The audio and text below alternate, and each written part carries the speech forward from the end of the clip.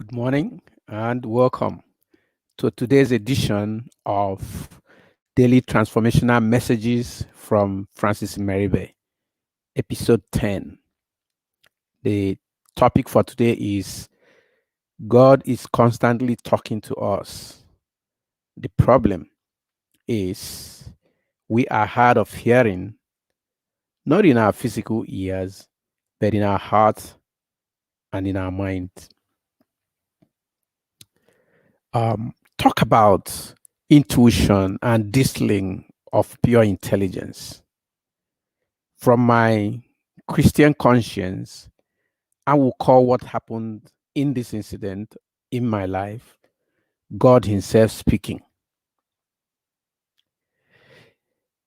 I am more at home with this thinking today after working for the Church of Jesus Christ of Latter-day Saints, beginning as Assistant Security Supervisor at the Aba Nigeria Temple, then becoming the Nigeria Security Manager for the church, and lastly as the Africa West Area Security Manager with the title International Security Manager, Africa West.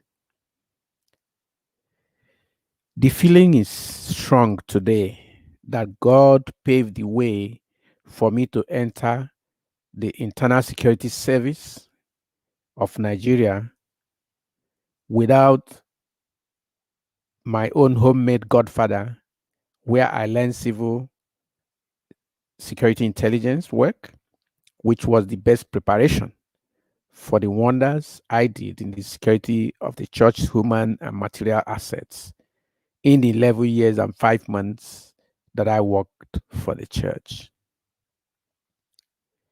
In case I have not hinted in the previous episodes how my friend Abai Agoka paved the way for me to get a job in the Internal Security Service, I would have you know that Abai's relation, who is a policeman serving in the older Anambra State Police Command headquarters, where the Directorate of Internal Security shared offices then, had informed us that to get a job in the system, we need to be sponsored by a big man or a serving member. I had none of those kinds of connections. I ingeniously created my own big man, my neighbor, who works as an accountant with the now defunct Star Printing and Publishing Company Limited, owned by the old Anambra state government. In those days, they published the Daily Star newspaper. When I say I created this one, understand that though my neighbor had the title of accountant in the publishing company, both of us were residing in the boys' quarters of a building occupied by the project manager of the company my brother David Nmeribe worked for. Think about a big man living in the boys' quarters, right? Okay, well, however, it was more of my sales skills that got us to pass the gatekeepers. As a salesman, one of the training we receive is how to handle gatekeepers such as receptionists, security guards, secretaries, personal assistants, to be able to reach the decision makers in business who will be able to approve payment or purchase of the product we are selling. When we reached Mr. Aloka, Fidelis Aloka of blessed memory that day, he made a note on my application and told me that they will call me when they are doing the next interviews. The success of getting past the duty security guys and actually reaching Mr. Aloka who was then the assistant director of the state command, was so high that I seriously hoped I would make it into the organization. But days turned into weeks, and weeks turned into several months without any invitation for interview. I actually forgot the whole thing.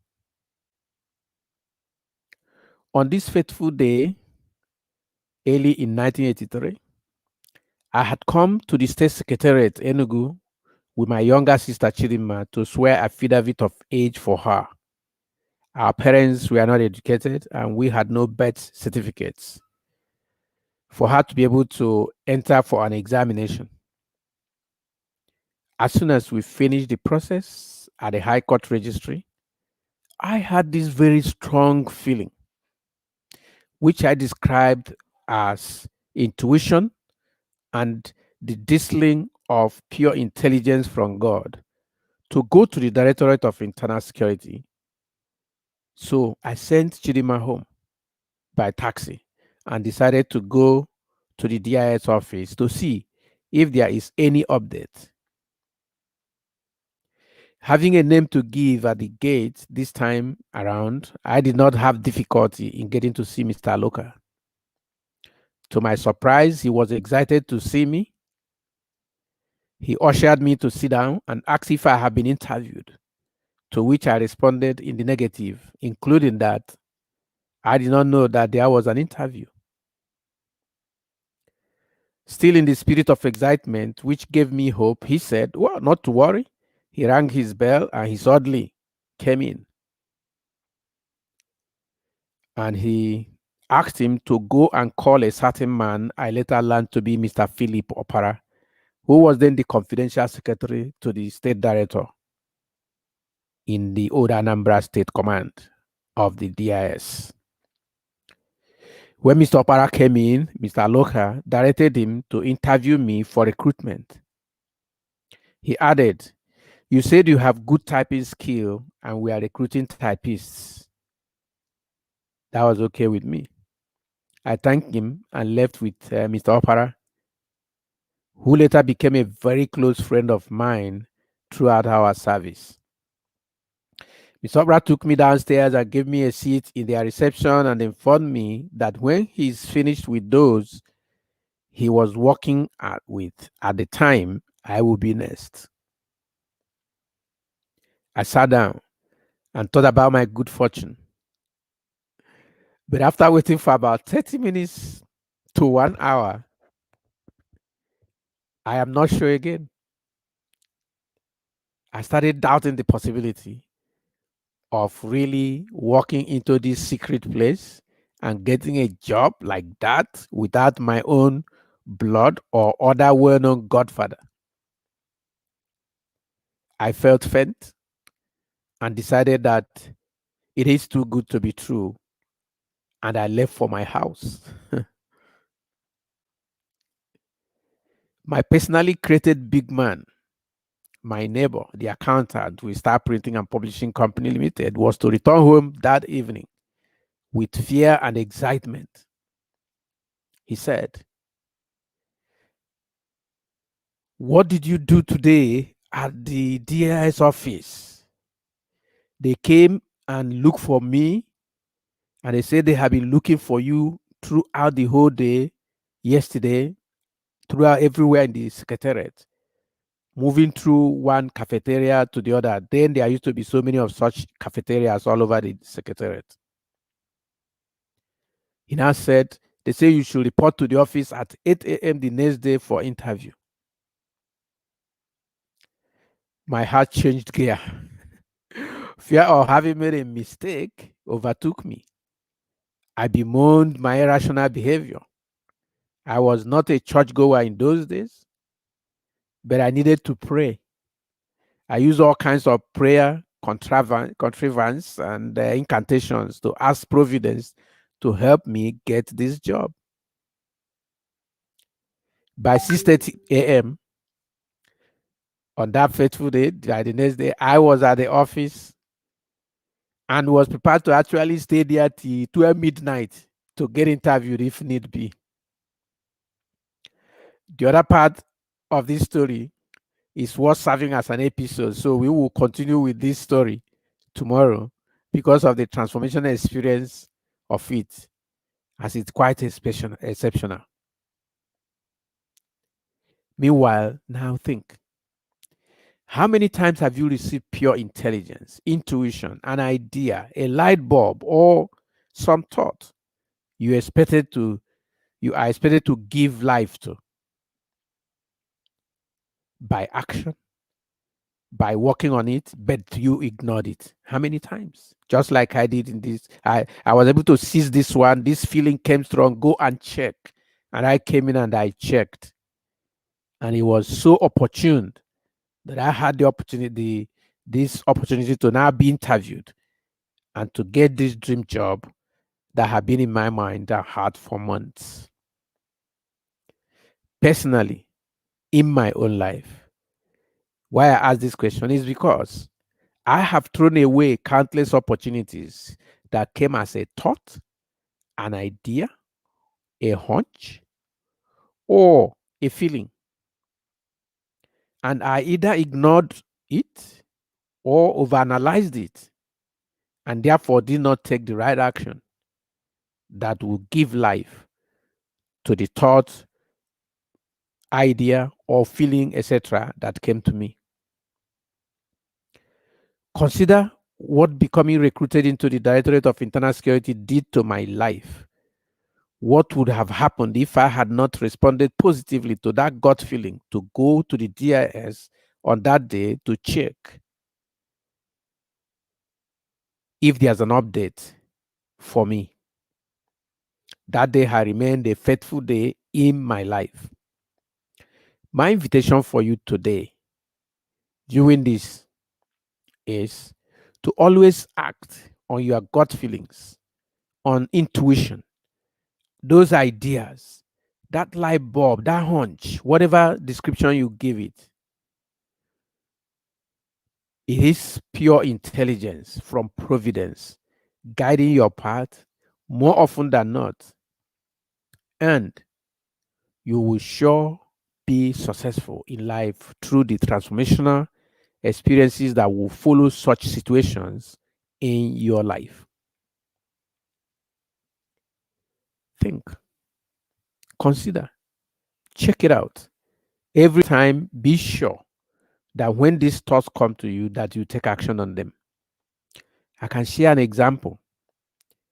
Recently, that was in December of 2020, I had this very strong feeling to convene an African youth conference online. I started analyzing it. I kept having this feeling, get out and set this thing up right this minute. I tried to analyze, and this feeling was so strong, go do it. I went out. And then I said, oh, hey, I need 10 young people, youth between the ages of 15 and 12 and 30 years who can speak on leadership problems in Africa. And hundreds of people indicated interest.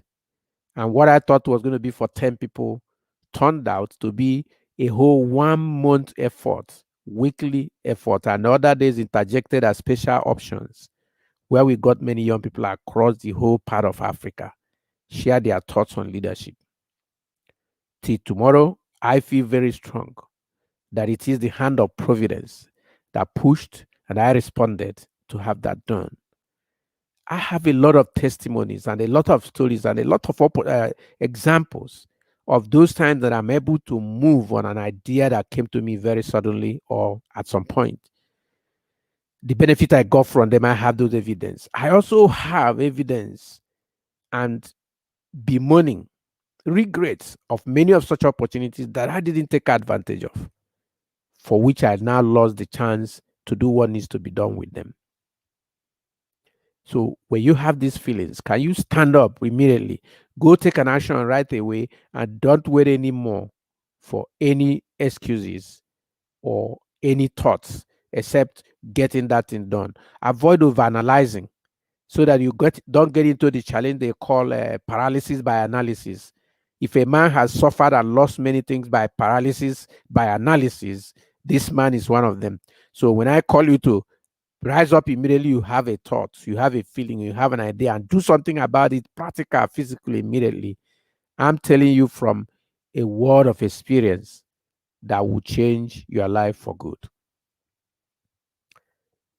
If you have enjoyed my story today, and if you have learned a thing or two, please join us to expand the cause of this broadcast by liking this, sharing it with your friends, making comments, Asking questions to explain any part of the story or the teaching in the story that is not clear to you, or even asking about how you can maximize on these different types of story in your own life. Ask those questions, they are so important. And while you're on our channel, the African Town Hall, on YouTube or on Facebook, we want you to like it and then to subscribe to the YouTube channel. And when you do, we also invite you to hit the notification bell so that you will be notified every time we make more live broadcasts or post future videos that can help your life and improve the life of your brothers and sisters and friends. When you share this video, you are helping us to do what we want to do, which is to save lives, to improve lives. The purpose for which I'm living today is to touch life for good. So when you share this video, when you comment on it, when you like it, when you ask questions, when you subscribe to our channel on YouTube, you are helping to get this great work out there to the rest of humanity.